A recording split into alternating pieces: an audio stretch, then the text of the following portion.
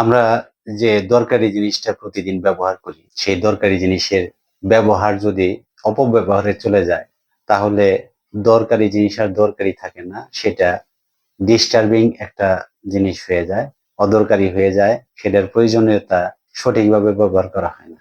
বন্ধুরা, আমরা প্রতিদিন মোবাইলে যতটুকু সময় ব্যয় করি, মোবাইল একটা দরকারি জিনিস, সেটা যদি সঠিকভাবে ব্যবহার করা হয়, তাহলে আমাদের অনেক সময় বাঁচে, মানসিক সমস্যা থেকে আমরা নিজেদেরকে রক্ষা করতে পারি, কাজে মনোযোগ বাড়ে, স্বাস্থ্যগত অনেকগুলা সমস্যা থেকে আমরা নিজেদেরকে রক্ষা করতে পারি, সামাজিকভাবে নিজেরা স্টেবল থাকতে পারি, সবার সাথে সখ্যতা থাকে, একঘেয়েমি থাকে না। তো মোবাইল ফোনের ব্যবহারের পজিটিভ এবং নেগেটিভ দুটো দিকই আছে। যে ক্ষতিকর দিকগুলো আমরা মোবাইল ফোন থেকে পাই, সেটা আজকে আলোচনা করব। বন্ধুরা, ইতিমধ্যে যারা এই চ্যানেলটি সাবস্ক্রাইব করেছো তাদের জন্য স্যালুট, আর যারা সাবস্ক্রাইব করোনি তাদেরকে রিকোয়েস্ট করছি সাবস্ক্রাইব করো। তো বন্ধুরা, অপেক্ষা করো, আজকে আমরা কি জানবো, কি শিখবো, কি বুঝতে পারবো সেটার জন্য। মোবাইল ফোনের আসক্তি কিভাবে আমাদেরকে ক্ষতি করে। এক নম্বরে মানসিক ক্ষতি। এক গবেষণায় দেখা গেছে যে মোবাইল ফোনে প্রতিদিন যারা 3 ঘন্টার বেশি সময় ব্যয় করে, তাদের মনোযোগ নষ্ট হয়। ফলে তাদের পক্ষে পড়াশোনা বা কোনো কাজের ক্ষেত্রে তারা মনোযোগ সঠিকভাবে দিতে পারে না, ঘুম নষ্ট হয়। মোবাইল থেকে আসা ক্ষতিকর রশ্মি বা নীল রশ্মি আমাদের মেলাটোনিন নামক হরমোন কমিয়ে দেয়। এর ফলে আমাদের সঠিকভাবে ঘুম হয় না, আমাদের ঘুমে ব্যাঘাত হয়। এর ফলে আমরা সকালে উঠতে পারি না, কাজে সঠিক সময় যাওয়া সম্ভব হয় না। এছাড়া আরো অনেক ক্ষতির সম্মুখীন হতে হয়। উদ্বেগ এবং হতাশা, বিভিন্ন সময় লাইক, কমেন্টস, শেয়ার, বিভিন্ন নোটিফিকেশন, এগুলা, তারপরে সাকসেস মানুষদের সাকসেস স্টোরি, উন্নত জীবনযাপন, এগুলো দেখে মানুষ হীনমন্যতায় ভোগা শুরু করে। অন্যজনের জন্য চিন্তা ভাবনা করতে করতে নিজের মধ্যে হীনমন্যতার সৃষ্টি হয়, হতাশা তৈরি হয়, উদ্বেগ উদ্বেগ উৎকণ্ঠার তৈরি হয়। এসব দীর্ঘমেয়াদী ডিপ্রেশন বা হতাশা তৈরি করে। শারীরিক ক্ষতি, দীর্ঘক্ষণ বা মোবাইল স্ক্রিনে চোখ রাখার ফলে বা দেখার ফলে চোখের ক্ষতি হয়। ডাক্তারদের পরিভাষায় এটাকে বলে কম্পিউটার ভিশন সিনড্রোম। গলা ও পিঠে ব্যথা, দীর্ঘক্ষণ একই পজিশনে মোবাইল দেখার ফলে গলা ব্যথা হয়, পিঠে ব্যথা হয় এবং এমনকি মেরুদণ্ডেও ব্যথা শুরু হয়ে যায়। শরীর চর্চার অভাব, ওয়ার্ল্ড হেলথ অর্গানাইজেশন বা বিশ্ব স্বাস্থ্য সংস্থার এক গবেষণা জরিপে দেখা গেছে, যারা মোবাইল ফোনে আসক্ত তারা শরীর চর্চা করে না, তাদের মধ্যে অলসতা চলে আসে, তারা স্বাভাবিক জীবন থেকে বিচ্ছিন্ন হয়ে যায়।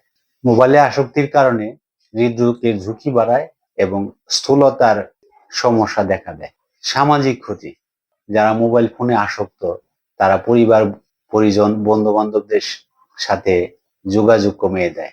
মোবাইলের প্রতি তারা বেশি সময় দেয়, ওই সময়টা সামাজিক সম্পর্কের সময়টা তাদের আর থাকে না। যোগাযোগের দক্ষতা নষ্ট হয়ে যায়। সামনাসামনি কথা বলে যে ইন্টারঅ্যাকশনটা হয়, টেলিফোনে বেশি নির্ভরশীলতার কারণে বা মোবাইলে বেশি নির্ভরশীলতার কারণে সেই সম্পর্কটা হয় না। সময় ও উৎপাদনশীলতা কমিয়ে দেয়। মোবাইলে যতটুকু সময় ব্যয় করা হয়, সেই সময়টুকু যদি নতুন কোনো স্কিল শেখা হয় অথবা ভালো কোনো কাজে ব্যয় করা হয়, তাহলে উৎপাদনশীলতা বৃদ্ধি পায় এবং সময় সঠিক ব্যবহার হয়। মোবাইল ফোনের আসক্তির থেকে রক্ষা পেতে যে বাস্তবসম্মত উপায়গুলো অবলম্বন করা যেতে পারে, এক নম্বরে স্ক্রিন টাইপ লিমিট, এটা সেট করা। তুমি মোবাইলে কতক্ষণ সময় থাকবে সেটুকু তুমি নির্ধারণ করো। এটুকুই মোবাইল ফোন অতিরিক্ত ব্যবহার থেকে আস্তে আস্তে কমে যাবে। মোবাইল ফোন ফ্রি জোন ঠিক করা, এটা হলো বাসার মধ্যে এমন কোনো কোনো জায়গা আছে যেখানে মোবাইল নেওয়া যাবে, ডাইনিং টেবিলে মোবাইল নেওয়া যাবে, ড্রয়িং রুমে মোবাইল নেওয়া যাবে, এরকম যেখানে অলস সময় সময় কাটানো হয় সেখানে মোবাইলটা না নেওয়াই ভালো। তাহলে ওই জোনটা ফ্রি থাকবে মোবাইল থেকে।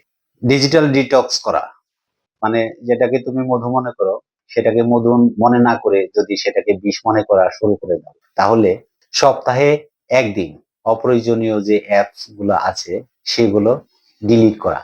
তাহলে আস্তে আস্তে এভাবেই কমে যাবে মোবাইল ফোনের আসক্তি। অল্টারনেটিভ হ্যাবিট গড়ে তোলা। মোবাইল ফোনে যতটুকু সময় ব্যয় করা হয়, পত্রিকা পড়া যায়, ভালো ভালো বই পড়া যায়, আত্মীয় স্বজনের সাথে সময় দেওয়া যায়, পরিবারের সাথে সময় দেওয়া যায়, তাহলে এমনি এমনি মোবাইল ফোনের আসক্তি আস্তে আস্তে কমতে থাকবে। নোটিফিকেশন বন্ধ করা। যদি টিংটং শব্দ, মোবাইলের টিংটং শব্দ যদি না শোনা যায়, এটা যদি বন্ধ থাকে, তাহলে মোবাইলের প্রতি প্রবণতা বা মোবাইল দেখার প্রতি প্রবণতা এমনি এমনি কমতে থাকবে। মোবাইল আসক্তি শুধু সময় নষ্ট করে না, সম্পর্ক নষ্ট করে, মনোযোগ নষ্ট করে, উৎপাদনশীলতা নষ্ট করে, পাশাপাশি যে উদ্দেশ্যে এটা ব্যবহার করা হয় সেই উদ্দেশ্যের প্রয়োজন উদ্দেশ্য থেকে দূরে সরিয়ে রাখে, অ্যাটেনশনটাকে দূরে সরিয়ে রাখে, উদ্দেশ্য থেকে বাইরে সরিয়ে রাখে। একটা দরকারি জিনিস, একটা দরকারি ডিভাইস, সেটার সঠিক ব্যবহার করলে মানুষ কত ধরনের উপকার পায়। জানার অনেক কিছুই আছে, পড়ার অনেক কিছু আছে, মোবাইলের মধ্যেও পড়া যায়, মোবাইলের মধ্যে জানা যায় অনেক কিছু, সংবাদপত্র পড়া যায়, বইপত্র পড়া যায়, তবে ইচ্ছা থাকতে হবে। বন্ধুরা, মোবাইল ফোনের আসক্তি সম্পর্কে যতটুকু আমরা জানলাম, যতটুকু আমরা বুঝলাম, এর পজিটিভ নেগেটিভ দুটো দিকই আছে, তা আমাদের খেয়াল করতে হবে পজিটিভ দিকগুলোর প্রতি। পজিটিভ দিকগুলোর প্রতি আমরা যদি বেশি নজর দেই বা সচেতন হই, তাহলে মোবাইল ফোন দরকারি জিনিস দরকারি জিনিসই হয়ে উঠবে। আর যদি আমরা সেদিকে মনোযোগ না দেই, তাহলে মোবাইল ফোন একটা ডিস্টার্বিং ডিভাইস হিসাবেই থাকবে। সেটা দিনের পর দিন নষ্ট করতে থাকবে, সময় নষ্ট করবে, মানসিকতা নষ্ট করবে, সম্পর্ক এবং মানুষের উন্নয়ন অগ্রগতির পথে বাধার একটা উপাদান হিসেবে এটা চিহ্নিত থাকবে। আমরা সবাই সচেতন হই।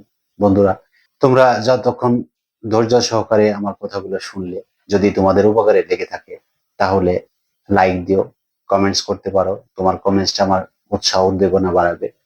এবং শেয়ার করতে পারো তোমার প্রিয়জনকে, যে হয়তো এটা দেখে উপকৃত হতে পারে। তোমাদের জন্য শুভেচ্ছা, শুভকামনা এবং ভালোবাসা রইল বন্ধুরা। আসসালামু আলাইকুম।